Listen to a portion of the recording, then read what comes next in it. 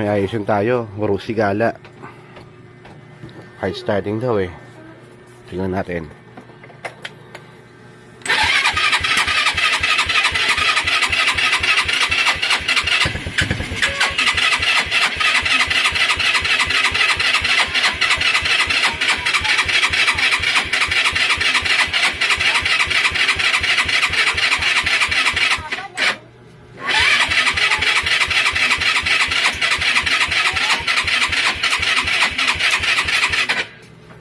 Oo nga, hard starting nga.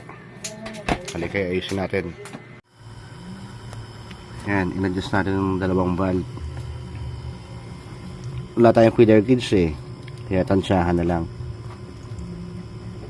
Hindi na kasi halos hindi na gumagalaw itong dalawa. So, testing natin.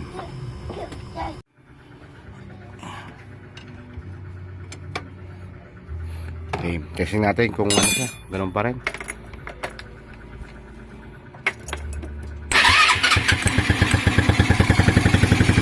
Ayos, hindi na siya matagal.